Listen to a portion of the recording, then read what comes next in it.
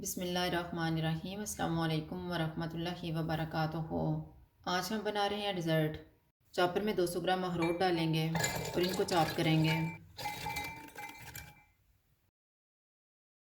Frying pan में chop किए हुए अखरोट डालेंगे। चूल्हे को मीडियम लो रखेंगे। इनको 2 से 3 मिनट तक भूनेंगे। आधा कप कंडेंस मिल्क डालेंगे। 1 टीस्पून बटर। इनको कंबाइन होने तक पकाएंगे।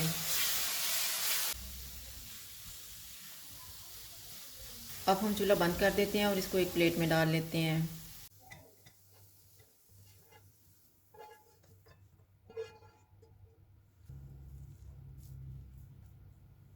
मिक्सर थोड़ा ठंडा हो गया। हाथों को ऑयल लगा के इनके बाल्स बना लेंगे।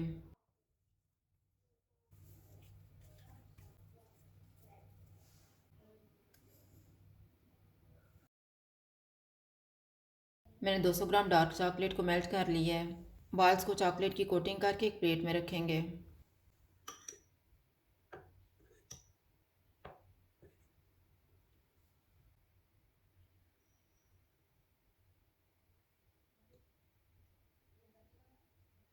इसके ऊपर कटे हुए बादाम डालेंगे।